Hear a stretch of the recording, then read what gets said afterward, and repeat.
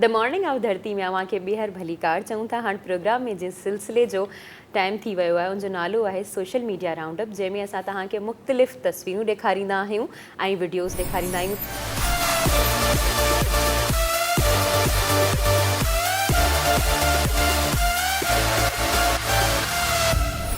पहिरीं पिक्चर मूं वटि पयल आहे।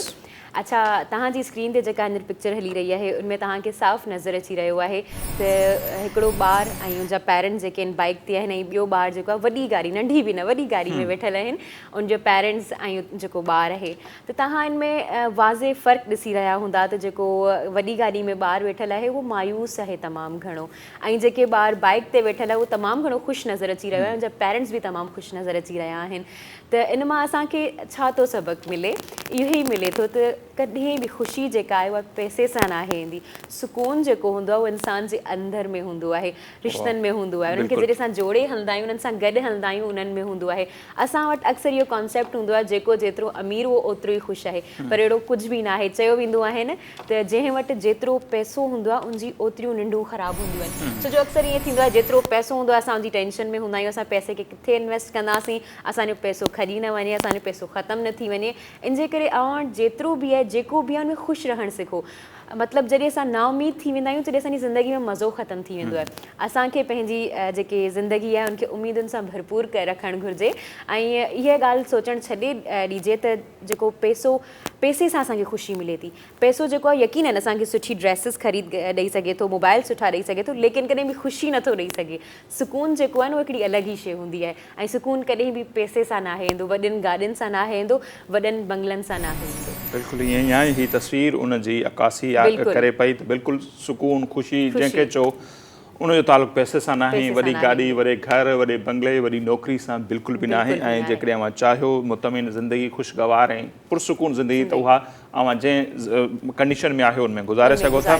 अच्छा, हाणे जेका ॿी मूं वटि पिरे तस्वीर आहे उहा आहे PSL जो जेको 6हों एडिशन थी गुज़रियो, ऐं मुल्तान सुल्तान फर्स्ट टाइम जेका पहिरीं जंहिंखे कमज़ोर तरीन टीम तसवर कयो पियो उहा फाइनल में जेका आहे सो फातह थी आहे। ऐं सुठी ॻाल्हि इहा आहे त डिघे अरसे खां पोइ जेके 72-73 साल जी तारीख़ आहे पाकिस्तान जी, उनमें कॾहिं बि सिंधी प्लेयर्स खे मौक़ो कोन मिलियो त हू पंहिंजे टैलेंट जो मुज़ाहिरो करे सघनि। सो शाहनवाज़ ॾहाणी लाड़काणे सां जंहिंजो तालुक़ु आहे सॼे मुल्क जो फ़ख़्रु आहिनि, असां सभिनी जो फ़ख़्रु आहिनि। ऐं उहे PSL में फस्ट टाइम हुननि जेको आहे पार्टिसिपेट कयो, हिसो वरितो, उन्हनि 20 विकेटूं वरितियूं हुन पूरी PSL जी सीरीज़ दौरान, ऐं हू टॉप जो बॉलर रहियो। नंबर 1 बॉलर में शाहनवाज़ ॾहाणी जो शुमार थिए थो।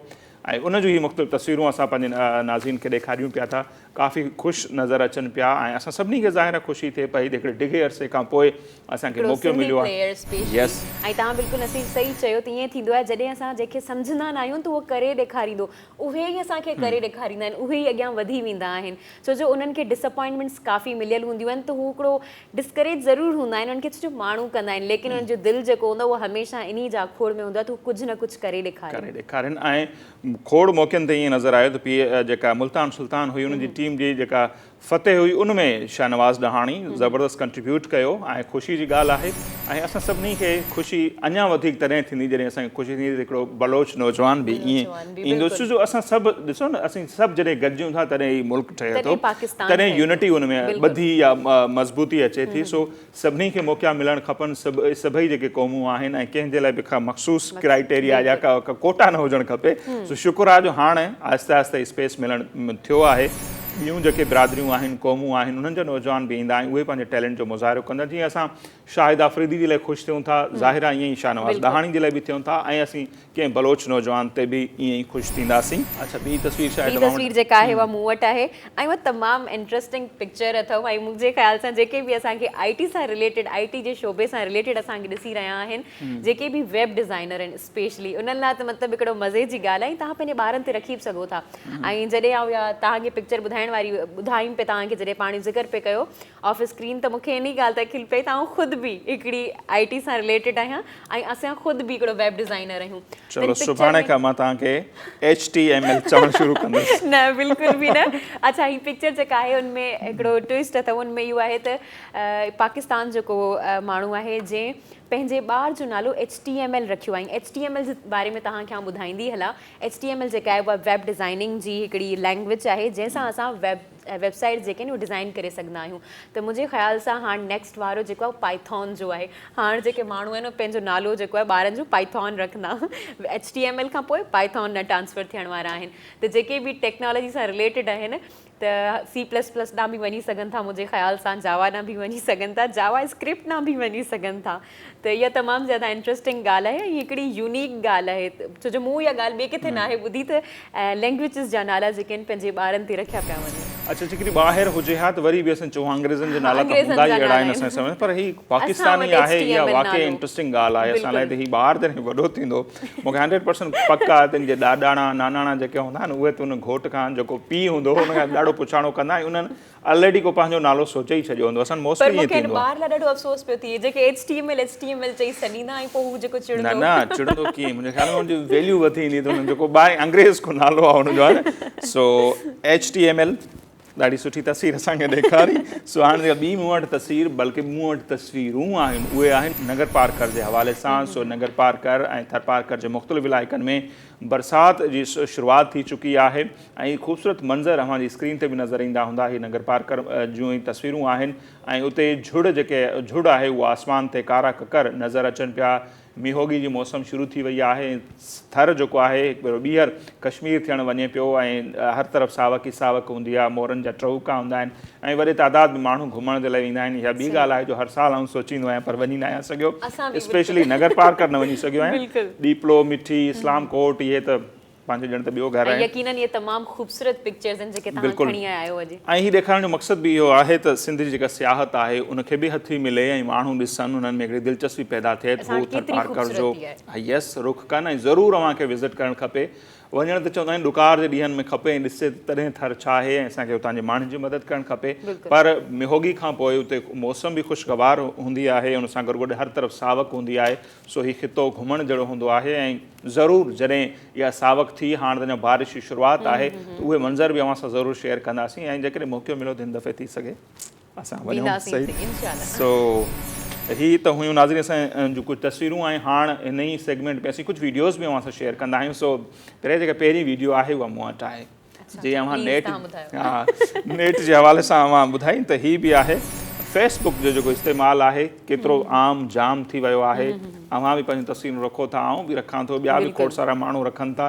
पर हीअ ॿ ॿारड़ा आहिनि, टे नौजवान क्यूट ॿारड़ा आहिनि बल्कि, उन्हनि असांखे सम्झाइण जी कोशिशि कई आहे। शायदि ई मुंहिंजे लाइ आहे, ठीकु आहे। गाने जा बोल आहिनि, अव्हांखे उहे ॿुधाईंदासीं ऐं असां पंहिंजे एडिटर खे चऊं था त उनजो जेको आवाज़ु आहे उहो ज़रूरु खोलनि त जीअं ॿुधनि त मूंखे चवनि था त घणनि खे तूं वणी ईंदे न फोटो फेसबुक ते रख। एग्ज़ैक्टली, बिल्कुलु तव्हांखे ई चई रहिया आहिनि, बिल्कुलु सही चई रहिया आहिनि। इनखे चइबो ख़ुशफ़हमी जी इंतिहा, मूंखे न चवनि। न सची अथव, छो जो अॼु मूं ॾिठो न जेको हुआ।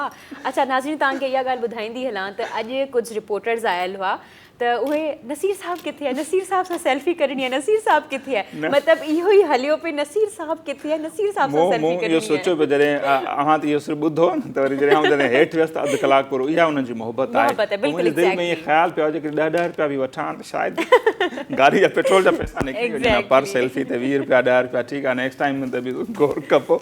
इनखे चइबो आहे वापारी क़िस्म जो माइंड सेट आहे। सो हीउ गानो ॿुधो, यकीनन अव्हांखे मज़ो ॾींदो ऐं जहिड़े तरन्नुम में धुन में उन्हनि ॻायो आहे उहा धुन बि कमाल जी आहे। ऐं जॾहिं इहो गानो तव्हां मूंखे ॿुधायो हो त मूंखे आउं लिटरली हुन गाने खे न पियो ॿुधो हू छा पिया चवनि, मूं सिर्फ़ु हुनजो सुर पियो ॾिठो जेको हुनजो सुर केॾो ख़ूबसूरत ठहियलु आहे। सही।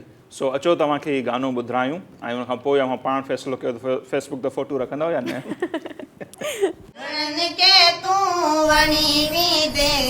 फोटू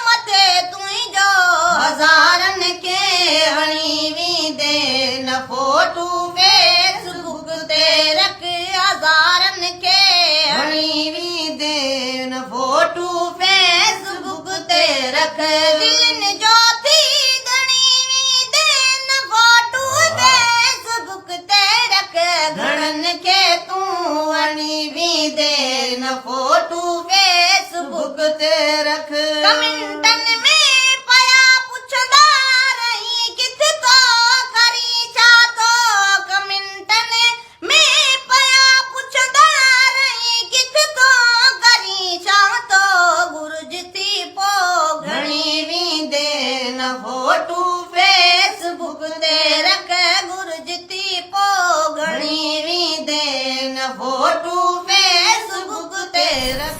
जी त नाज़रीन ही गानो यकीनन मूंखे वणियो हूंदो पसंदि आयो। वंस अगेन वरी तव्हांखे ॿुधायां थो घणनि खे तूं वणी वेंदे न फोटू फेसबुक ते रख। फेसबुक ते अच्छा नेक्स्ट वीडियो मूं वटि आहे ऐं इहा तमामु ख़ूबसूरत वीडियो आहे इन मां असांखे इहो पैगाम मिले थो त बहरहाल पहिरीं वीडियो ॾिसो वीडियो में इहो आहे त हिकु बंदो वेठल आहे उहो पंहिंजे जेको डॉग आहे मतिलबु कुते खे कुझु खाराए रहियो आहे ऐं कुतो जेको आहे जेॾी महिल हू कफ करे थो खंघे थो त उन टाइम ते हू मास्क खणी थो अचे मतिलबु हिन मां असांखे इहा ख़बर पई थी कुते खे बि मास्क जी अहमियत ख़बर आहे कुते खे ख़बर आहे पर अलाह करे माण्हुनि खे बि थी वञे बिल्कुलु अलाह करे हुन ख़बर पइजी वञे त कुतो बि जेको आहे इहो ख़्यालु रखे पियो त मास्क पहिरें पोइ ॿाहिरि निकिरो असां वटि बि हींअर मास्क पियल आहिनि लेकिन ऑन स्क्रीन असां सिर्फ़ु मास्क साम्हूं कोन पिया खणी सघूं लेकिन असां वटि बि पियल आहिनि डिस्टेंस फासलो आहे हा फ़ासिलो बि आहे असां वटि त बिल्कुलु इन शइ जो ख़्यालु रखणु खपे छो जो कोरोना अञा ताईं ख़तमु न आहे थी चवंदा आहिनि एहतियात वधीक बहितर आहे इलाज खां त एहतियात करियो ऐं मास्क जॾहिं बि जिथे बि ॿाहिरि वञो मास्क जो इस्तेमालु ज़रूरु करियो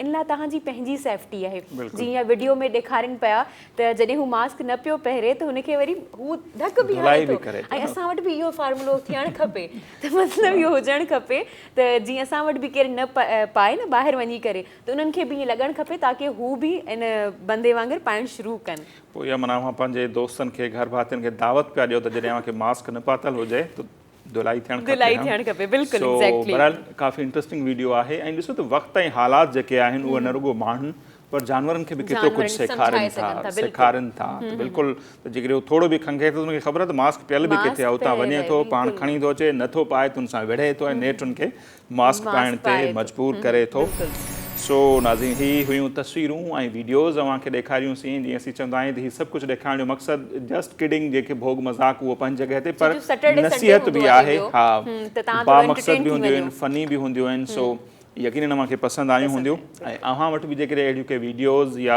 तस्वीरूं आहिनि त फेसबुक ते असांजो पेज आहे द मॉर्निंग ऑफ धरती जे नाले सां उन ते इनबॉक्स असांखे मोकिले बि सघो था ऐं पंहिंजा कमेंट्स जेके आहिनि उन खां बि असांखे आगाह कंदा त हीउ सेगमेंट या ओवरऑल असांजो हीउ प्रोग्राम अव्हांखे कीअं पियो लॻे सो हाणे हिते नाज़रीन असां वठंदासीं ब्रेक ऐं ब्रेक खां पोइ जंहिं अहम मामले ते असीं ॻाल्हि ॿोल कंदासीं उहो आहे वज़ीर आज़म इमरान ख़ान साहब जो बयानु जंहिंमें उन्हनि चयो आहे त पाकिस्तान में रेप केसिस जेके आहिनि उन्हनि में वाद जो हिकिड़ो सबबु इहो बि आहे जो असां वटि औरतूं जेके आहिनि उहे मुख़्तसिर लिबास पाइनि थियूं हीअ आहे बयानु हिकिड़े रियासत जे सरबराह जो ऐं उन ते इंतिहाई शदीद क़िस्म जो जेको रद्द अमल आहे उहो अचे पियो मुज़ाहिरा थियनि पिया डिमांड अचे पई त वज़ीर आज़म खे उन बयान ते माफ़ी वठणु खपे ऐं उहिदे तां इस्तीफ़ा ॾियणु खपे त हिन अहम उहिदे ते उहे वेहण जा लाइक़ ई न आहिनि सो अॼु बि कल्ह बि मुख़्तलिफ़ शहरनि में मुज़ाहिरा थिया अॼु बि मुज़ाहिरा थियनि पिया था ऐं रिथियल बि आहिनि मुख़्तलिफ़ वक़्तनि ते अॼु त सुबुह जी हींअर त शुरूआति आहे ऐं कुझु देरि खां पोइ कराची इस्लामाबाद लाहौर ऐं ॿियनि हंधनि ते मुज़ाहिरा बि आहिनि सो अहम अॻवाननि सां उन इंतिहाई अहम मामले ते असीं ॻाल्हि ॿोल कंदासीं पर मुख़्तसिर ब्रेक खां पोइ असां सां गॾु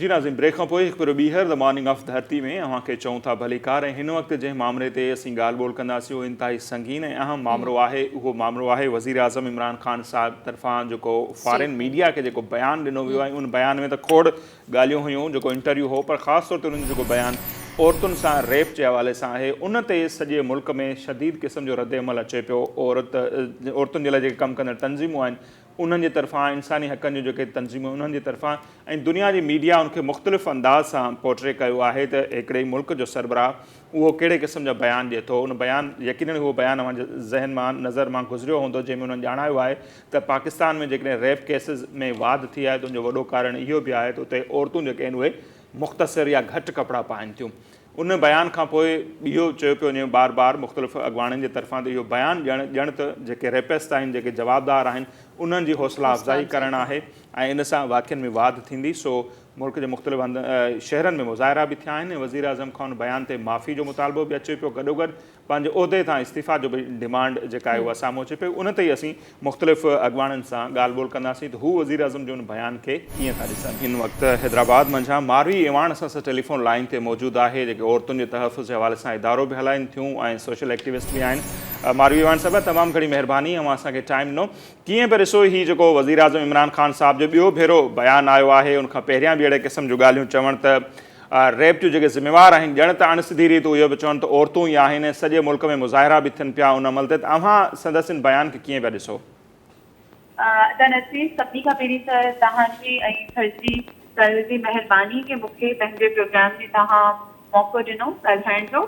ऐं अॼु इहा स्टेटमेंट बिल्कुलु असां ॾिसूं पिया ऐं असांखे तमामु घणो अफ़सोस थो थिए कि असांजे मुल्क जो लीडर जेकी हिकिड़ी एॾी अथॉरिटी आहे, उन जा अहिड़े क़िस्म जा ख़्यालात आहिनि इन वाक़ियात जे लाइ। अगरि असां इन वक़्तु ॾिठो वञे त इन वक़्त में जेके रेप जा केसिस आहिनि, उहे चाहे असांजी ख़वातीन सां हुजनि या त उहे असांजे नंढड़े ॿारनि सां हुजनि, तमामु घणा सीरियस आहिनि। मतिलबु मूंखे त महसूसु थींदो आहे जीअं असांजो मुल्क क्राइसिस में आहे इन वक़्तु, जंहिंमें नंढड़े ॿारनि सां इहे ज़्यादतियुनि जा केस हर ॿिए टे ॾींहुं साम्हूं ईंदा आहिनि। असांजी जेकी न्याणियूं आहिनि उन्हनि सां ज़्यादतियुनि जा केस ॿिए टे ॾींहुं साम्हूं ईंदा आहिनि। इन वक़्तु असांजे मुल्क जे लीडर सां घणियूं उम्मीदूं हूंदियूं आहिनि मुल्क के, अवाम के, ऐं ख़ुसूसन प्रोटेक्शन जे हवाले सां असां ॾिसंदा आहियूं कि जेके PM हिकिड़ी ॾाढी वॾी पोस्ट आहे, तव्हां सॼे मुल्क जा हेड आहियो, उते वेही करे जेके तव्हांजी अवाम आहे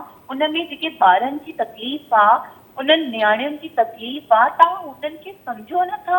हा तो तव्हां हिकिड़ी अहिड़ी क़िस्म जी स्टेटमेंट था ॾियो कि उन्हनि जे कपिड़नि जी वजह सां असां किथे ॾिसूं था कि नंढड़े ॿारनि कहिड़े क़िस्म जो जा कपिड़ा पातल हुया। तव्हां अगरि ॾिसंदव जेके विक्टिमाइज़ थिया आहिनि, स्कूल जे यूनिफॉर्म में न्याणियुनि सां रेप थियो आहे। छा स्कूल जो यूनिफॉर्म ग़लति आहे? असां इहो सवाल था कयूं PM खां कि तव्हां असांखे ॿुधायो सर कि छा स्कूल जो यूनिफॉर्म ग़लति आहे जंहिंमें न्याणियुनि सां ज़्यादतियूं थियूं आहिनि?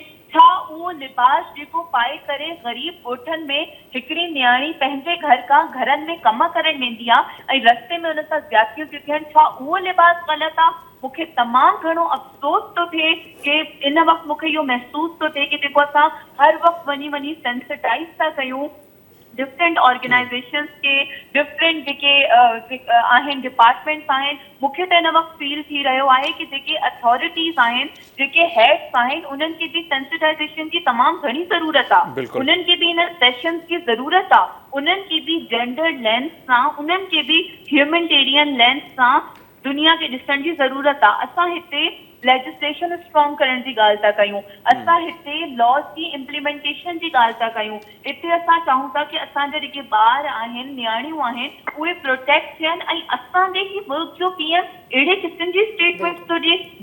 असां हिन जी सख़्तु लफ़्ज़नि में मज़म्मत था कयूं ऐं सिर्फ़ु इन्हनि जी न, इन जे अलावा जेके बि अहिड़ी स्ट्रॉन्ग पोज़ीशन्स ते माण्हू मौजूदु आहिनि ऐं उन्हनि जी अहिड़े क़िस्म जी सोच आहे, उहे अहिड़े क़िस्म जी लैंग्वेज था ॻाल्हाइनि विक्टिम जे हवाले सां, उहे त असांखे ईअं नज़र अचे थो कि जेके रेप करण वारा माण्हू आहिनि, जेके रेप करण वारा जेके असां वटि मुलज़िम नज़र था अचनि असांखे, उन्हनि खे त असांखे ईअं फील थो थिए कि पास थो ॾिनो वञे कि तव्हांजी ग़लती न आहे, उन न्याणी जे कपिड़नि में ग़लती हुई, उन मासूम ॿार जी ड्रेस कोड में ग़लती हुई। मूंखे तमामु घणो अफ़सोस थो थिए कि अहिड़े क़िस्म जूं ॻाल्हियूं असांजे साम्हूं अचनि थियूं, उहे बि इंटरनेशनल फोरम ते, जिते पहिरीं ई असांजे मुल्क जे हवाले सां तमामु घणा रूमर्स ऐं अहिड़े तरह जी ॻाल्हियूं हलनि पयूं। उते तव्हां उन प्लेटफॉर्म ते तव्हां वेही करे असांजे पाकिस्तान जी इहा नुमाइंदगी था कयो।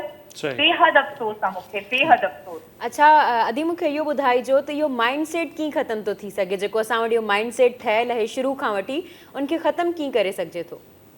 ॾिसो, कॾहिं बि का शइ ओवरनाइट न थींदी आहे ऐं तव्हां जीअं असांजो कमु ॾिसी रहिया आहियो, असांजी जदोजहद ॾिसी रहिया आहियो, सिर्फ़ु मुंहिंजी न बल्कि तमामु घणा अञा सोशल एक्टिविस्ट आहिनि, ह्यूमन राइट एक्टिविस्ट आहिनि, जेंडर ट्रेनर्स आहिनि, तव्हां जहिड़ा सेंसिटाइज़ मीडिया जा कुझु असां सां साथी मौजूद आहिनि, असांजे जेके लॉ एनफोर्समेंट एजेंसी जे अंदरि असांखे नज़र अचनि था तमामु घणा अहिड़ा सेंसिटाइज़ माण्हू जेके इन असांजे इनिशिएटिव के स्टेप्स खे सपोर्ट करे रहिया आहिनि। इहे सभु सेंसिटाइज़ आहिनि त इहे कमु कनि था, लेकिन अञा ताईं असां ॾिसूं था कि अटे में जेको लूणु हूंदो आहे न उन जे बराबरि सेंसिटाइज़ माण्हू आहिनि। हाणे घणे माण्हुनि जी जेकी तादाद आहे जेके तमामु घणी स्ट्रॉन्ग पोज़ीशन ते वेठा आहिनि, उहे अहिड़े क़िस्म जी सिक मेंटेलिटी, अहिड़े क़िस्म जी थिंकिंग रखनि था, अहिड़े क़िस्म जी जेकी रेपिस्ट खे पास ॾियण वारियूं स्टेटमेंट्स पास कनि था त इन माइंड सेट खे एतिरो जल्दी चेंज नथो कयो वञी सघे। लेकिन यस, अहिड़े स्टेटमेंट जी मज़म्मत कई वञे, उन्हनि ते ॻाल्हायो वञे ताकि ॻाल्हाइण वारे खे बि इहो महसूसु थिए कि उन जो इहो स्लिप ऑफ टंग न आहे, लेकिन ॾाढो स्ट्रॉन्ग ओपिनियन आहे जेको हर उन घराने खे, हर उन माँ के, हर उन न्याणी खे अफ़सोस थो ॾिए जिन्हनि सां इहे सेक्सुअल हैरेसमेंट, रेप ऐं उन्हनि जे घरनि में इहे वाक़िया थिया आहिनि। सही। अच्छा मारवी इमन साहब, हिन मामले ते असीं ॾिसूं था इंसानी हक़नि जो जेके तंज़ीमूं आहिनि उहे बयान जारी कनि पियूं, मुज़ाहिरा बि थियनि पिया, औरतुनि जे हक़नि लाइ जाखोड़ींदड़ जेके एक्टिविस्ट आहिनि उहे रोडनि ते आहिनि, जेकी पार्लियामेंट में वेठल औरतूं आहिनि, पोइ उहे हुकुमरान पार्टी जो हुजनि या अपोज़िशन जो, उन्हनि जी तरफ़ां को स्ट्रांग असांखे मौक़िफ़ साम्हूं न पियो अचे, त उन्हनि जा सबब छा पिया ॾिसो?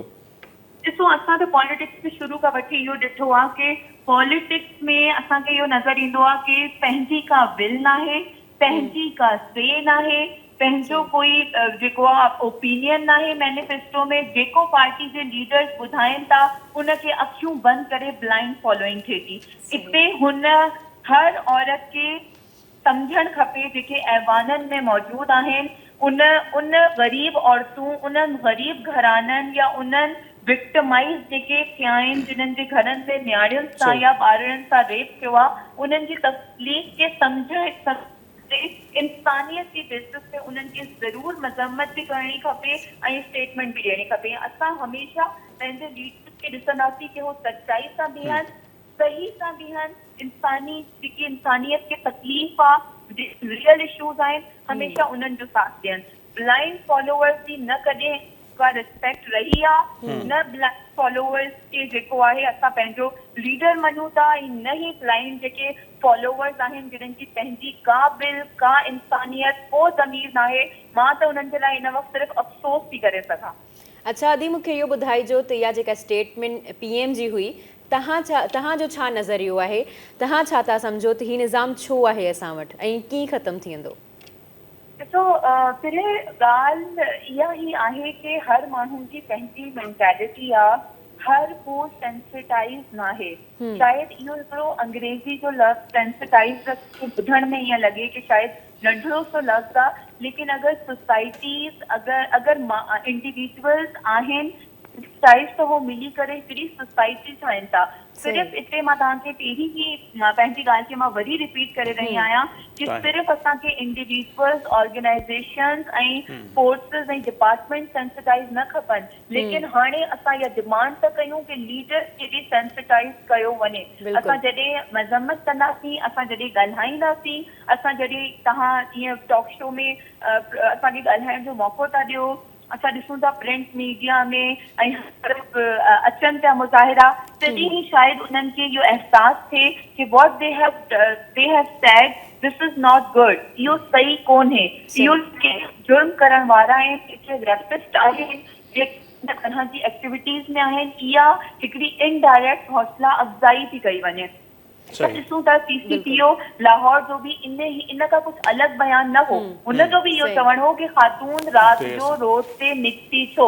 हिते कॉन्स्टिट्यूशन ऑफ पाकिस्तान असांखे चए थो कि फ्रीडम ऑफ मूवमेंट आहे हर मर्द, औरत ऐं फ्री जिन्स जे लाइ। हिते कॉन्स्टिट्यूशन ऑफ पाकिस्तान चए थो कि तव्हांखे पंहिंजे मुल्क जी आवाम खे प्रोटेक्ट करणो आहे, त असांजा लीडर्स हुन ॻाल्हि ते हलनि, छो नथा हो ॾिसनि कि असांजे आइन छा थो चए। अगरि आइन खे तव्हां शिकनि खे ई नथा इम्प्लीमेंट कयो आइन जे शिकनि खे जूं ई तव्हां उन जहिड़ी सोच नथा रखो इक्वेलिटी जी त तव्हां कहिड़ी वर्ल्ड जी ॻाल्हि था कयो असांखे सम्झ में नथी अचे। सही तमामु घणी महिरबानी महिरबानी मारवी अवान साहिबा। मारवी अवान जूं ॻाल्हियूं बिल्कुलु इहो त इन सां त ईअं थो लॻे ॼण वाक़ई जेके रेपिस्ट आहिनि उनखे ॼण त टारगेट थो ॾिनो वञे त जेकॾहिं अव्हां इहो ॾोह कयो बि सही त इहो कंहिं बि खाते में न ईंदो। सो हीउ जेको बयानु आहे उन ते सॼे मुल्क में नाज़रीन शदीद रद्द अमल अचे पियो। इंसानी हक़नि जूं जेके तंज़ीमूं आहिनि औरतुनि जे हक़नि लाइ जाखोड़ींदड़ तंज़ीमुनि जे तरफ़ां ॿिनि टिनि ॾींहंनि खां प्रेस कॉन्फ्रेंसूं बि थियनि पियूं, मज़म्मती बयान बि अचनि पिया। हाणे त अॼु ऐं सुभाणे जेको सैटरडे संडे ते काल्ह बि थिया मुज़ाहिरा, बल्कि अॼु बि थियनि पिया मुख़्तलिफ़ हंधनि ते एतिजाजी मुज़ाहिरा बि कया पिया वञनि। कराची हुजे, लाहौर हुजे, इस्लामाबाद हुजे ऐं मुल्क जे ॿियनि मुख़्तलिफ़ शहरनि में सख़्तु एतिजाज कयो पियो वञे ऐं डिमांड इहा कई पई वञे त वज़ीर आज़म इमरान ख़ान पंहिंजे हुन बयान ते सॼी क़ौम खां माफ़ी वठे ऐं हू पंहिंजे उहिदे तां इस्तीफ़ा ॾिए। छाकाणि त एॾे वॾे अहम उहिदे ते वेठल शख़्स जो कॾहिं माइंड सेट इहो हूंदो त हू औरतुनि सां थींदड़ ज़्यादती खे उन्हनि जे कपिड़नि सां भेटींदा या उन्हनि खे ज़िम्मेवार करार ॾींदा त उन माण्हू खे इहा डिमांड आहे इन्हनि पार्टियुनि जे तरफ़ां, इन्हनि तंज़ीमुनि जे तरफ़ां त उन्हनि खे पंहिंजे उहिदे तां इस्तीफ़ा ॾियणु खपे। औरतुनि जे हवाले सां इंतहाई जाखोड़ींदड़ किरदारु आहे कराची में। कुरत मिर्ज़ा साहिबा उहे इन वक़्तु असां टेलीफोन लाइन ते मौजूदु आहिनि। जेको औरत मार्च 8 मार्च ते वहाँ ॾिसंदा आहियो उनजे क़यादत में भी वो अॻियां अॻियां हूंदियूं आहिनि। बहुत शुक्रिया कुरत, आपने हमें टाइम दिया।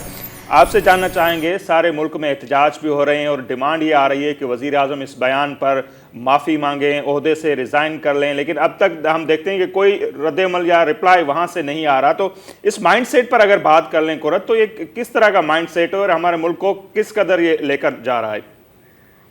अब तो देखिए कंडेम करते करते भी हम जो लोग हैं वो थक चुके हैं कि जब भी इस तरह की कोई बात होती है, प्राइम मिनिस्टर जो वजीर आज़म है, जो state leader of the state है, उसकी तरफ से इस किस्म का जो बयान आता है और उससे सिर्फ अब तो दुख और रंज ही होता है कि ये विक्टिम ब्लेमिंग किस लेवल तक जा चुकी है कि एक शख्स जो कि पूरी रियासत का करता धरता है और वो जिनसी तशद्दुद या जो सिनफी तशद्दुद है उस इतने संगीन मामले को इतना लाइटली वो लेते हैं और उसको जोड़ रहे हैं टेम्पटेशन से। तो मेरा ख्याल है कि उनको कुछ पढ़ने की ज़रूरत है।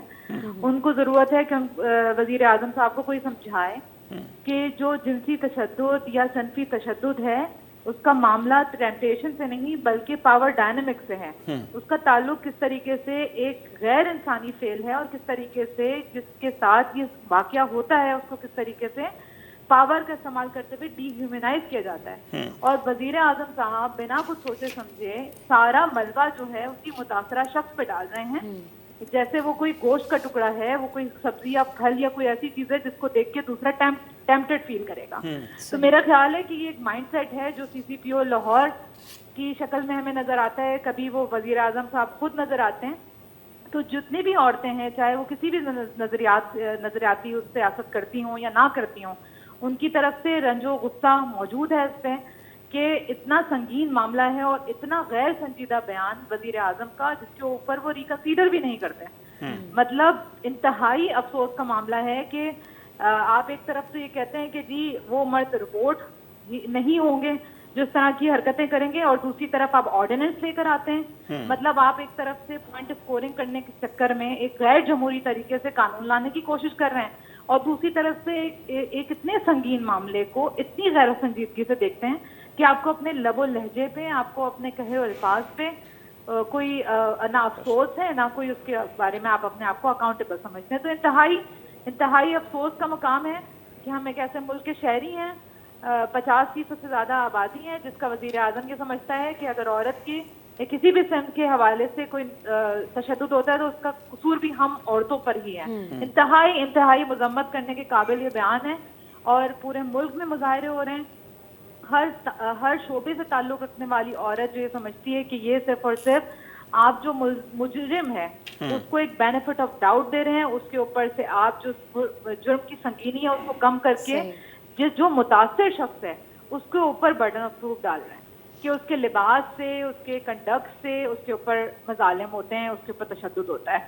तो ये ऐसे बयान देने से पहले सोचना चाहिए कि जो 3 महीने से लेके जो 70 साल की औरत तक के साथ रेप हो रहा है उनके लिबास को कौन देख रहा है। वो बच्चे जो अभी आपने देखा होगा कि वो मदरसे में उस बच्चे के साथ जो कुछ हुआ क्या वो उसके लिबास की वजह से था? صحیح. یا جو شکارپور میں اور جو قصور میں اور جو خیبر پختونخوا سے پورے ملک سے جو بچوں کے خلاف مظالم کی آوازیں آتی ہیں، تو کیا وہ بچے ان کے لباس کی وجہ سے ان کے اوپر وہ جرم ہوتا ہے؟ نہ کہ اس مائنڈ سیٹ کی وجہ سے جس میں آپ جنسی تشدد کو اعلیٰ بناتے ہیں اپنی طاقت دوسرے کے اوپر آزمانے کے لیے. تو انتہائی جو ہے نا مذمت کے قابل یہ بیان ہے.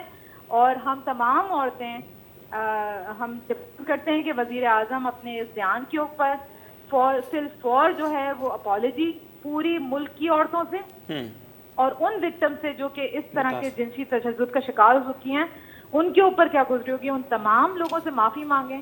اور اگر وہ اتنے ہی ایروگینٹ ہیں کہ اپنے غلط بیان کے اوپر معافی نہیں مانگ سکتے تو فوراً اس عہدے سے مستعفی ہو جائیں، کیونکہ وہ اس پورے ملک کی نمائندگی کر رہے ہیں. اور اگر وہ اس پورے ملک کی نمائندگی کر رہے ہیں تو اس ملک میں جو صنفی امتیاز کا شکار لوگ ہیں ان کی بھی نمائندگی کریں. اور اگر وہ ان کو ہرٹ کر رہے ہیں تو ان کو کوئی حق نہیں ہے کہ وہ ہماری نمائندگی کریں. صحیح. اچھا میم، آپ نے بات کی مائنڈ سیٹ کی اپنے جواب میں، تم ہمیں یہ بتائیے گا کہ یہ مائنڈ سیٹ کیسے ختم ہو سکتا ہے، کون ختم کر سکتا ہے یہ مائنڈ سیٹ؟ دیکھیں یہ مائنڈ سیٹ جو ہے نا یہ اوور نائٹ ہی ختم ہوگا، اور اس صورت میں تو بالکل بھی نہیں ہوگا جب آپ کے ملک کے ایوانوں سے اس قسم کی آوازیں آئیں گی. جب آپ کے ملک کا جو سربراہ ہے وہ اس طرح کی وکٹم بلیمنگ اور اس طریقے سے جو ہے برڈن آف پروف جو ہے وہ وکٹم کے اوپر رکھے گا، تو یہ مائنڈ سیٹ تقویت ہی پائے گا.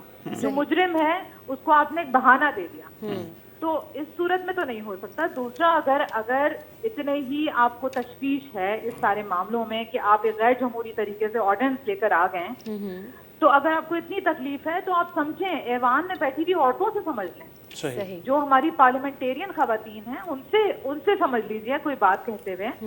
تو مائنڈ سیٹ تبدیل ہوتا ہے جب معاملے کو سنجیدہ لیا جائے، اس کی روٹ کاز کو سمجھا جائے، نہ کہ ڈینائل میں رہتے ہوئے اسے کوئی تفریح کا سبب بنا دیا جائے.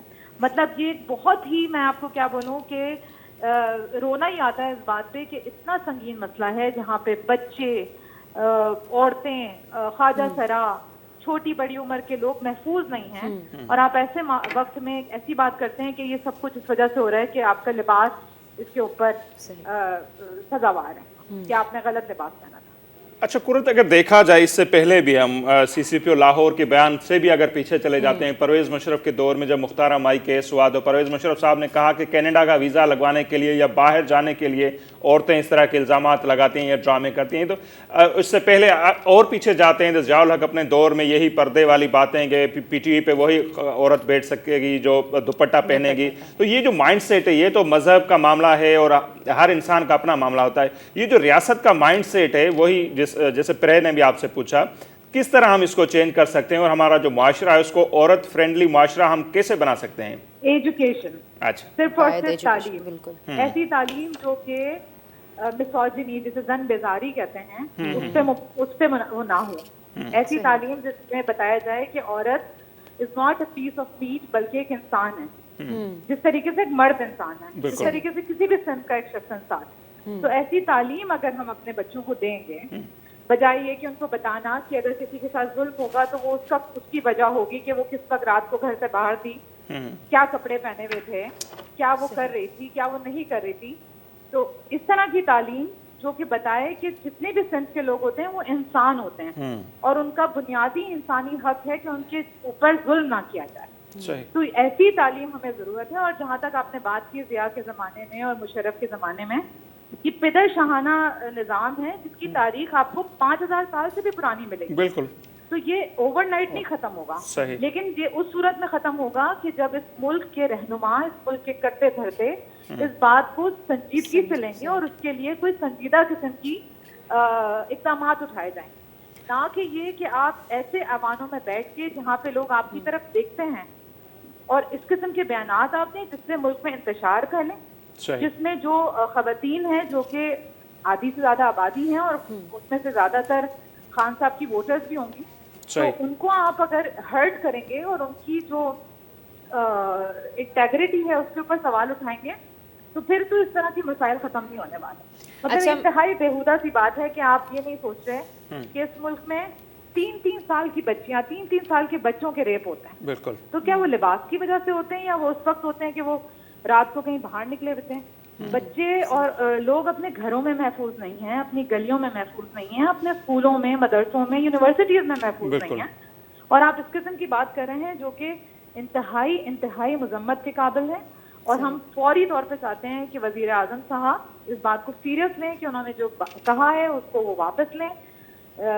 वो करते हैं पूरे मुल्क की खवातीन के साथ जो है एक अपॉलजी, और अगर नहीं कर सकते तो वो एटलीस्ट नहीं। सही।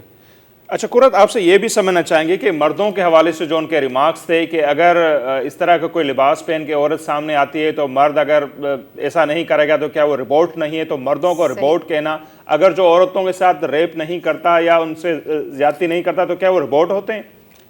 देखिए, ये तो उन तमाम मर्दों का भी के ऊपर भी सवाल है कि क्या वो पसंद करते हैं कि अगर वो एक इंतहाई मुहज़्ज़ब किस्म के इंसान है तो वो रोबोट है, और अगर वो रिपोर्ट नहीं है तो वो फिर जरूरी तौर पे किसी के साथ जिनसी तशद्दुद ही करेंगे। तो मर्दों को भी इस बात पे उठना चाहिए, और ना सिर्फ खवातीन से बल्कि खान साहब जो हैं इस मुल्क के मर्दों उससे भी अपोलोजाइज करें। दूसरी बात ये कि देखें, जब भी मजहब की बात होगी ये नहीं होगा कि मजहब में नफ्स को कंट्रोल करने की बात की गई है।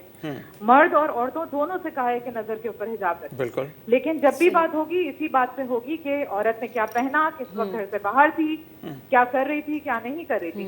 तो ये तो सवाल उन मर्दों से भी है जो इस मुल्क में रहते हैं, और खान साहब ने उनको रिपोर्ट कह दिया। अगर वो मुहज़्ज़ब शहरी हैं तो उनका क्या रहता है मजा इसमें। सही, बहुत बहुत शुक्रिया कुरत मिर्ज़ा साहिबा, आपने हमें टाइम दिया। कुरत मिर्ज़ा हिकिड़ो पावरफुल आवाज़ आहिनि औरतुनि जे हक़नि जे हवाले सां, उन जूं ॻाल्हियूं ॿुधियूं। बिल्कुलु सॼे मुल्क मां सख़्तु रद्दमल अचे पियो, ऐं औरतुनि खे ईअं चवणु त उहे पाण ज़िम्मेवार आहिनि जेके ज़्यादती जो शिकार आहिनि। सो इन सां परे जेको वॾे में नुक़सानु हिकिड़ो इहो आहे त ॼण त जेके ॾोहारी आहिनि उन्हनि जी हौसला अफ़ज़ाई पई थिए, ऐं जेके ज़्यादती जो शिकार अॻे ई घटि औरतूं जेके आहिनि अहिड़े वाक़िअनि खे अॻियां आणींदियूं आहिनि, रिपोर्ट कंदियूं आहिनि। सो हाणे उन्हनि जूं फैमिलीज़ उहे पाण सोचींदियूं किथे असांखे ई ज़िम्मेवार त करार न ॾिनो वेंदो। विक्टिम ब्लेमिंग जेका आहे न जेसि ताईं ख़तमु कोन थींदी तेसि ताईं असां वटि जेके केसिस आहिनि उहे ख़तमु न थींदा। ऐं जॾहिं इहा ॻाल्हि सोचींदी आहियां, जीअं PM जो स्टेटमेंट हो त औरत जी ड्रेसिंग, त पोइ ट्रांसजेंडर सां जेको थिए थो, नंढड़नि ॿार नंढड़ा बच्चा जेके आहिनि उन्हनि सां इहो थिए थो, इवन मेल सां इहो थिए थो, त पोइ इन में असां छा था चई सघूं? अच्छा, उन ते ई औरतुनि जे ऐं ॿारनि या जंहिं सभु जेके ज़्यादतियूं थियनि पियूं उन जे हवाले सां हिकिड़ो NGOs आहे साहिल जे नाले सां, उन जे जेके अंग अखर आहिनि उहे बिना अलॻि जेके आहिनि उहे हक़ीक़तूं बयानु कंदा। उन्हनि में इहो ॼाणायो वियो आहे त 65% जेके वाक़िया आहिनि ज़्यादतियुनि जा, उहे ॿार हुजनि, नंढियूं ॿारड़ियूं हुजनि, छोकिरा हुजनि या औरतूं हुजनि, उहे ॻोठनि में थियनि था। ऐं ॻोठनि में ख़बर थो ड्रेसिंग जे हवाले सां ओतिरो मीडिया जो एक्सपोजर कोन्हे, या घणा त कंहिं बि रीति वज़ीर आज़म हुन बयान खे जस्टिफाई करे ई कोन थो सघिजे। ऐं वाक़िअनि में तमामु घणी वात थिए पई। रियासत जा सरबराह आहिनि, उन्हनि ते त तमामु घणी ज़िम्मेवारी लागू थिए थी। उहे बजाए जो का कानून साज़ी आणनि, बजाए जेको अहिड़ो औरत फ्रेंडली मुआशिरो जेको असांजे सालनि खां माना हिकिड़ो ख़्वाबु रहियो आहे, त उनजे लाइ के क़दम अॻिते खणनि। इहो हिकिड़ो माइंड सेट जीअं असां ज़िया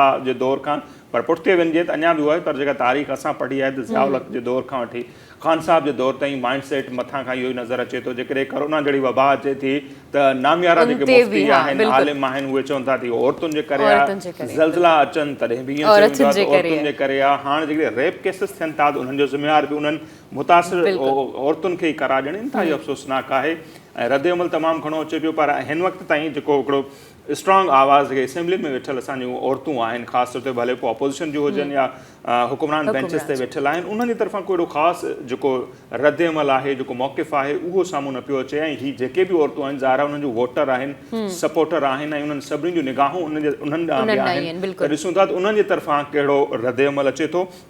सो उन ते पाण वधीक बि ॻाल्हि ॿोल कंदासीं ईंदड़ ॾींहंनि में इंशाल्लाह। पर हिते वक़्तु थियो पियो ब्रेक जो, सो वठंदासीं मुख़्तसिर ब्रेक, ऐं ब्रेक खां पोइ बि जेके ॿिया मुख़्तलिफ़ सेगमेंट आहिनि उहे बि हिन प्रोग्राम जो हिसो हूंदा।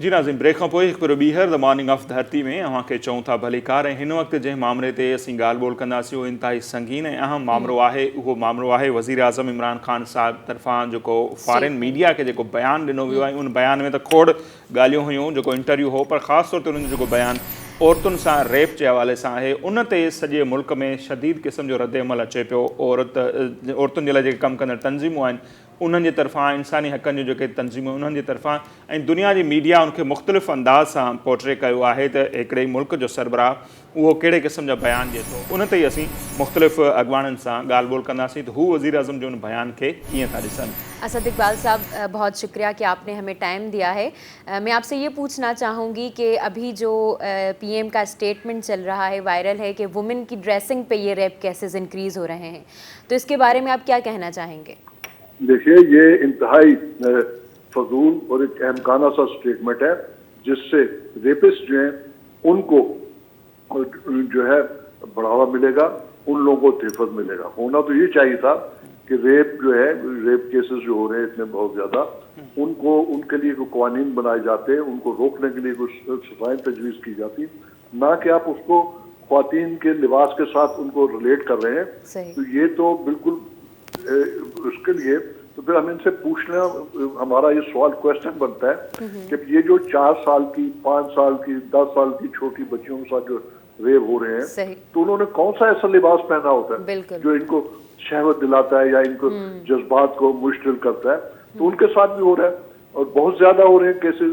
उसी तरह मर्द बच्चे जो हैं, उन्होंने कौन सा कोई ऐसा वाहियात लिबास पहना होता है जो इनके जज्बात को, ये इनकी जहनियत की बात है। ये वज़ीर आज़म साहब को समझना चाहिए। पूरी दुनिया में इस चीज़ पे काम हो रहा है और इसको बड़े मुनज़्ज़म तरीके से इस पे वर्कआउट हो रहा है कि लोगों की जहनियत जो है उसको कैसे तब्दील किया जाए। ये बिल्कुल ये, और इसको फिर सबसे बुरी बात ये है कि आपने अपने उस स्टेटमेंट को, इनके हवारी जो हैं वो उसको मजहब के साथ रिलेट कर। हम इनसे पूछते हैं कि कोई ठीक है, बिल्कुल अच्छी बात है, हम मुसलमान हैं, हम बिल्कुल इस पे रखते हैं कि अल्लाह ने और कुरान में इस पे पर्दे का अहकामात आए हैं, लेकिन उस हुक्म के साथ कोई सजा नहीं।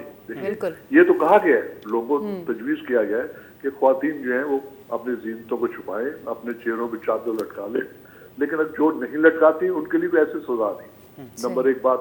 नंबर 2 बात ये कि कहीं पर भी ऐसा नहीं आया कि जो खातून इस किस्म का लिबास पहने तो आप उसको रेप कर दें। तो ऐसा तो कोई नहीं। ये रेप तो क्राइम है बहुत बड़ा, और उसको इस तरीके से रिलेट करना, और ख़ासतौर पे एक मुल्क का वज़ीर आज़म, एक आम आदमी भी अगर ऐसी बात करता है तो हमें उसको तस्दीक करनी चाहिए, उसको ठीक करना चाहिए। लेकिन जब मुल्क के वज़ीर आज़म जो कहते हैं कि मैं इंग्लैंड को ज़्यादा जानता हूँ, मैं सारी ज़िंदगी गुजारी, मैंने अमेरिका में गुजारी, मैंने वहाँ, तो भाई ये आप वहाँ से सीख के आए, ये चीज़ें आप लोगों को बताना चाह रहे हैं लोगों को। अच्छा, उसके बाद फिर साथ उससे ज़्यादा बड़ी घटिया बात मैं समझता हूँ कि मर्दों को इनके खिलाफ निकलना चाहिए, बात करनी चाहिए। उनका जो मर्द जो है उसके जज्बात इतना मुश्किल नहीं होते, इसका रोबोट है, रोबोट। भाई ये खुदा का खौफ करें, इसका मतलब जो अच्छे लोग हैं और जो इस चीज़ को रेप या इस किस्म के मामलात में अपने ज़हन को कंट्रोल रखते हैं और अपने इसको लोग ख्वातीन की इज्जत करते हैं, उनको रिस्पेक्ट देते हैं, तो इसको वो रोबोट कह दिया आपने, डायरेक्टली अटैक। इससे ज्यादा घटिया बात तो कोई है नहीं। देखा मैं, हमारा इनसे बिल्कुल मुतालबा है कि ये गैर मशरूत माफी मांगे, और हम उससे आगे बढ़कर हम ये भी चाहेंगे कि ऐसे बंदे को, रेपिस्ट जो वज़ीर आज़म है, उसको रिजाइन करना चाहिए। हम किसी सूरत ऐसे बंदे को कबूल करने के लिए तैयार नहीं, जो ना मजहब, ना ये मजहबी उसके रंग की बात है, ना अखलाकियात के किसी उसमें जुमरे में आता है। ये तो इतने बड़े क्राइम को ये प्रोटेक्शन दे रहे हैं। सही। अच्छा, और सर आलमी फोरम पर बैठकर इस तरह की बात करना इंटरनेशनल लेवल पे, तो आपने से मुल्क की कितनी बदनामी हुई होगी, और बड़े बड़े जो भी अखबार हैं उन्हें, ये पूरी दुनिया में इस वक्त इस पर बात हो रही है, लोग कर रहे हैं, पर इनको ये ख्याल नहीं आया कि हमारे ऊपर, हम पर तो पहले ही इंसानी हकूक के हवाले से बहुत ज़बरदस्त दबाव है, और बार बार हमें कहा जा रहा है कि आप अपनी उससे दुरुस्त करें, वरना जो सूद हमें हासिल है हमारे कारोबारी लोगों को, GSP प्लस है या और टैक्सेस में छूटे हैं, IMF के कर्जे हैं, ये हो, तो अगर इन पे, अगर हम ग्रे लिस्ट से हम ब्लैक लिस्ट में चले जाते हैं तो हमारे तो सारा हम तबाह बर्बाद। पहले हमारे गरीब लोग मर रहे हैं, बड़े लोग चले जाएंगे, अमेरिका चले जाएंगे, यूरोप चले जाएंगे, कहीं पर भी चले जाएंगे, लेकिन हमारे गरीब जो लोग हैं वो, उनको तो पहले जो भूख मर रहे हैं, वो एक आध रोटी तो उनसे वो भी छीन जाएगी। ना रोजगार पहले नहीं है, इससे और रोजगार के मौके तंग हो जाएंगे हमारे लोगों के लिए। इनको किसी का भी कोई ख्याल नहीं, किसी सिर्फ इन्होंने सोचा कि बात करते। वैसे मुझे समझ नहीं आती कि इतनी घटिया बात आई कैसे, हम कहते हैं कैसे सोचा, तो इसका मतलब कि भाई ऐसी घटिया बात सोच कैसे लिया आपने। मैं तो इस बात पे हैरान हूँ, कुछ इतना मॉडर्न जी मैं जानता हूँ, और उसके बाद ये सोच अगर इस तरह की है, इस तरह की घटिया सोच है, तो मेरे ख्याल में ये देखिए दुनिया आगे की तरफ तरक्की कर रही, दुनिया जो है आगे की तरफ बढ़ रही है। आप देखें 1947 में जब पाकिस्तान माज़ वजूद में आया, तो हमारी ख्वातीन को बगैर किसी विरोध के, बगैर किसी जलसे जुलूस निकाले, उनको सहूलत मिल गई थी कि वो इलेक्शन में अपने वोट कास्ट कर सकती 47 में, जबकि अमेरिका जैसा जो आज सबसे बड़ी जमहूरियत है, वहाँ पर औरत को 1962 में वोट का हक मिला। इसका मतलब हम इतना आगे थे इसमें तरक्की में, या औरतों के मामलात में, या औरतों की पावर के बारे में हम इतना आगे थे।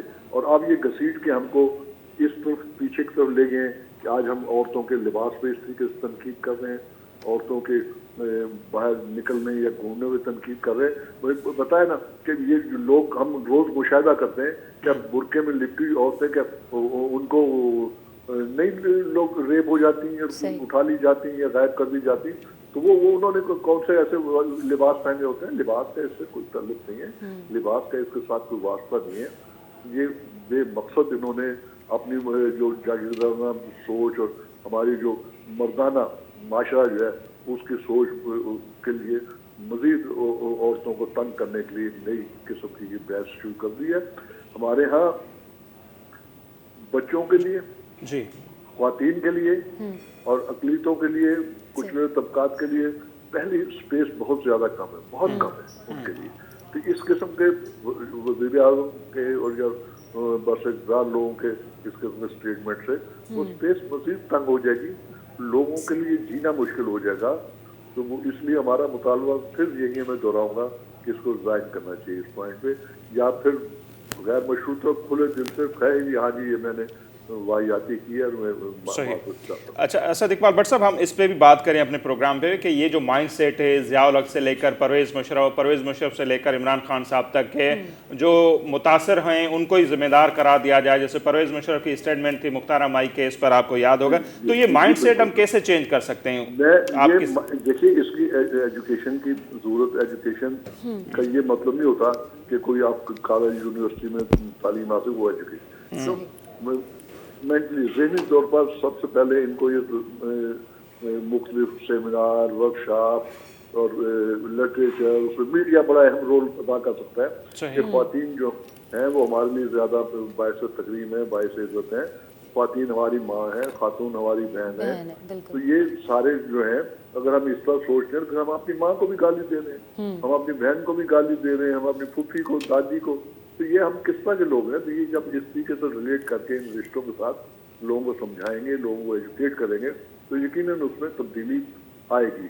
तो ये जो है ये बिल्कुल उस वक्त भी देख लें कि हमारे सदर साहब जो थे उन्होंने कह दिया कि जी वो जी औरतें जो है वो इसलिए रेप करवाती हैं ताकि उनको बाहर भी, तो सारी जो जिनके बारे में जिनके साथ रेप हुए सब कुछ हुआ वो सारी यहीं पर मौजूद है, और वही लोग यहाँ से गायब हैं जो इल्जाम लगाते थे। इनको अपनी सोच को पे शर्म आनी चाहिए और इनको इसको बदलना चाहिए। और बाकी माशरे में देखिए रियासत की जिम्मेदारी है कि वो इसके लिए काम कर। जब रियासत खुद ही कर रही, बस मैं तो बड़ी मायूसी हुई है कि रियासत जिसकी जिम्मेदारी है कि ख्वातीन को बचाना, उनकी प्रोटेक्शन के लिए काम करना, बच्चों की, जब वो इस किस्म की सोच और इसका इजहार करेगी, फिर कहाँ हम जाए, हम कहाँ रहे? हमें आप इस मुल्क में रहते हुए शर्म आती है कि मैं तो कहता हूँ कि अल्लाह ने एक जिंदगी दी थी और इस मुल्क में पैदा करके ज़ायावारी कर दी। ये क्या तरीकाकार है? लोगों को अब जिंदा भी रहने देना चाहते हैं, लोगों की चादर चार दीवारी जो उसके तकद्दुस को जिस तरीके से इस्तेमाल करना चाहते हैं और बर्बाद करना चाहते हैं, बहुत ही अफसोसनाक सूरत हाल है। बहुत बहुत शुक्रिया असद इकबाल भट्ट साहब, आपने हमें टाइम दिया। HRCP जा अॻवान आहिनि असद इकबाल भट्ट साहब, ऐं कंहिं बि तारीफ़ जा मोहताज न आहिनि। ऐं ताईं अफ़सोसनाक ॻाल्हि आहे, जीअं हू चवनि पिया त हीउ कहिड़ो मुआशिरो आहे, नेठि असीं केॾांहुं था वञूं जॾहिं असीं माज़ी में अॻिते हुआसीं औरतुनि खे राइट ॾियणु। इहे बि न असां ज़िक्र पे मज़हब जी बि ॻाल्हि कयूं था। त बीबी ख़तीजा जो असीं हवालो ॾिना त उन दौर में असांजूं औरतूं तिजारत कंदियूं हुयूं जंगनि जे मौक़े ते नर्सिंग जो सॼो जेको कॉन्सेप्ट आहे उहो इस्लाम मां अचे पियो इस्लाम औरतुनि खे नो डाउट बराबरी जा राइट ॾिए पियो पर असां इज़त जी ॻाल्हि कजे त नबी करीम सल्लल्लाहु अलैहि वसल्लम जॾहिं बि उनजी धीउ साइण फातिमा उहा जॾहिं अॻियां ईंदी हुई त ख़ुदि उथी बि त पोइ असां कीअं था चई सघूं त औरत खे उहे राइट न आहिनि ऐं अॼु जी जेका असांजी औरत आहे ॾिसो पियो त उहा पंहिंजे हक़नि जे लाइ केतिरो कुझु उनखे भोगणो थो पवे ऐं जेकॾहिं ही मार्च थियनि थिया उन ते बि खोड़ सारा तकरारी नारनि जे करे उनखे तकरारी बणायो पियो वञे पर किथे उन जा जेके डिमांड आहिनि अॼु बि उहे जेन्युइन आहिनि जॾहिं असांखे लॻे पियो अफ़सोस आहे त औरत खे हिकु इंसान छो न पियो सम्झो वञे लाइक असांखे औरतुनि खे छो राइट जी जाखोड़ करणी पवे थी हुनखे इंसान छो नथो सम्झो वञे उनखे राइट्स छो न पिया ॾिना वञनि उन्हनि खे पाण महिनत करणी पवे थी त असांखे राइट्स ॾियो ऐं वरी अजीब स्टेटमेंट्स अलॻि सां अचनि पियो ड्रेसिंग जी वजह सां या तव्हां दुपट्टो नाहे पातो या अहिड़े क़िस्म जो खोड़ सारियूं सारा स्टेटमेंट्स अचनि थियूं त इहा इंतिहाई अजीब ॻाल्हि आहे इंतिहाई अफ़सोसनाक मामिलो ऐं उन ते जीअं मूंखे बार बार ॿुधायूं पिया सॼे मुल्क में मुज़ाहिरा बि थियनि पिया डिमांड बि ॿुधो पिया पर अञा ताईं का वज़ाहत का माफ़ी त परे जी ॻाल्हि आहे पर का वज़ाहत इहो बयानु कीअं ॾिनो वियो कहिड़े उन में ॾिनो वियो इवन उनजी पार्टी जेका आहे उन में वॾे पैमाने ते जेके आहिनि औरतूं वेठल आहिनि इंसानी हक़नि जी जेका अॻवान आहे शीरी मज़ारी साहिबा उहा पाण हिकिड़ी औरत आहे ऐं वॾो तादादु आहे नौजवान न्याणियुनि जो छोकिरियुनि जो जेके ख़ान साहब जा वोटर आहिनि जन उनखे सपोर्ट कई जेके मुख़्तलिफ़ धरना लॻा जेका उनजी तहरीक रही उन्हनि खे उन्हनि जो बि ख़्यालु न आयो जॾहिं उन्हनि अहिड़े क़िस्म जो बयानु ॾिनो ऐं जीअं असीं चऊं पिया त अहिड़े क़िस्म जा वाक़िया ऑलरेडी असां वटि रिपोर्ट घटि थींदा आहिनि जंहिंसां ज़्यादती थी वञे ऐं जॾहिं रियासत जो सरबराह ईअं चए त उहे पाण ज़िम्मेवार आहिनि त पोइ ज़ाहिर आहे उहे सोचींदा त असांखे ॿाहिरि वञणु खपे असांखे केस दाख़िल कराइणु खपे या किथे ईअं त न थींदो असांखे ई उन वाक़े जो ज़िम्मेवार कराए ॾींदो जेके विक्टम ब्लेम जेके असीं चऊं था ही जेका सूरत हाल आहे उन ते वाक़ई जेतिरो अफ़सोस कजे सो घटि आहे ऐं अॼु जेको असांजो प्रोग्राम आहे नाज़रीन उहो हिते पंहिंजी पुॼाणी ते पहुचे थो इनशाला हयाती रही त ईंदड़ हफ़्ते वरी असां मुलाक़ात कबी तेसिताईं असांखे ॾींदा इजाज़त अल्लाह निगहबान